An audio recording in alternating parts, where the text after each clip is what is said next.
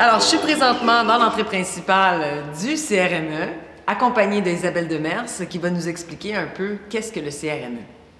Donc, le Centre de réadaptation pour les enfants où on est un centre qui offre des services spécialisés et surspécialisés à des enfants de tous âges et des adolescents qui présentent une déficience au niveau physique, motrice ou une déficience du langage.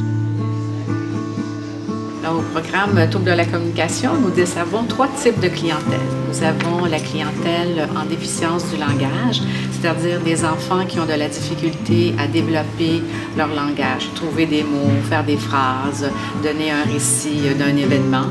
Nous avons aussi une clientèle qui présente des difficultés au niveau du bégaiement, donc une difficulté dans la fluidité de la parole, ainsi qu'une clientèle en lien avec le TTA, qui est le trouble de traitement auditif, donc des enfants qui présentent une difficulté, malgré une audition normale, à bien traiter l'information verbale. Le CAM, en fait, c'est l'acronyme pour le Centre Amis des mots. Okay. Donc, qui accueille des enfants qui ont entre 4 et 9 ans, et ces enfants-là présentent tous un trouble sévère de la communication. Montre-moi, toi, Julien, qu'est-ce que tu vas choisir? Non. C'est quoi? Pas. Qu'est-ce que tu fais quand tu viens ici? Je me peinture avec des... Tu peintures avec des couleurs? Et c'est comment c'est quoi les exercices là? Essaye de m'expliquer un petit peu. Exercice, ça fait des forces. Exercice, ça veut dire on fait des forces. Les phrases, les sons, on travaille à comprendre autant que parler. Fait qu'on comprend des petites questions. Le contact visuel, donc quand on parle à Thomas, on essaie qu'il nous regarde. On travaille aussi les tours de rôle. Donc, quand on joue à un jeu, c'est la même chose que pendant les échanges de la conversation. Une personne parle, l'autre personne parle. Alors, on essaie d'introduire ça à Thomas à travers les jeux. Apprendre des nouveaux mots, prononcer plus clairement, faire des phrases plus longues. Alors, travailler tous les objectifs, mais de façon très ludique. Il faut aussi distinguer, des fois, c'est seulement un retard de langage. Donc, c'est un enfant qui apprend plus lentement, mais avec le temps, il rattrape son retard. Tandis qu'un enfant qui a une dysphasie, c'est un trouble qui est vraiment persistant et souvent sévère.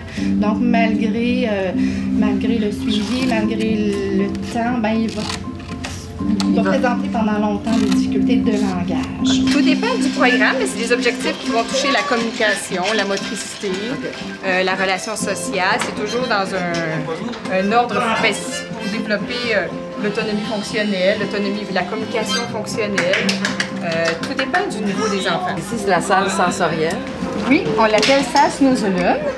Donc, dans la salle Snozulun, je laisse la place à l'enfant.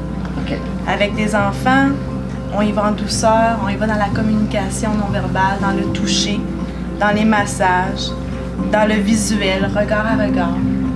Cette salle multisensorielle est un endroit merveilleux pour permettre ce développement. Dans le fond, c'est selon le besoin de l'enfant. On adapte la salle. Ça? Où ça? Difficile!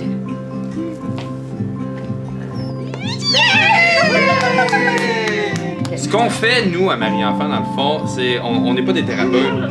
On a un effet thérapeutique avec les enfants. Donc, on est un outil de plus, à quelque part. Le travail en interdisciplinarité permet de respecter les enfants dans leur ensemble, c'est-à-dire que chaque professionnel peut apporter sa partie et nous permet de regarder l'enfant à chaque fois comme un tout et pas comme une maladie, comme une déficience, comme une incapacité de communication, mais comme un enfant à part entière avec ses capacités à lui et d'en tirer le meilleur parti. Donc oui, on va rétablir des capacités ou on va améliorer des capacités, mais on va aussi suivre donc, les enfants ou les adolescents jusque dans leur milieu de vie pour les intégrer et favoriser leur plein potentiel. Vous faites des interventions dans les écoles. Quel genre de programme offrez-vous? Donc, en fait, on a un programme de réadaptation en milieu scolaire où on a toute une équipe présente de professionnels. Donc, Jacinthe, toi, tu travailles avec Amélia pour développer sa communication. Puis ça se passe, explique-moi un petit peu là, cette machine. En fait, c'est un appareil de communication. C'est un appareil, oui.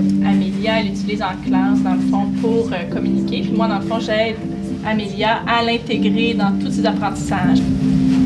Je veux être. Je veux être. Tu veux être quoi? musiciens.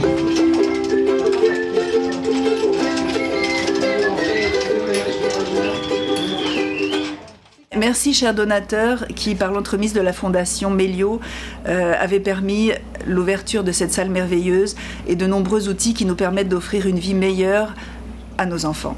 Merci, merci, merci, merci.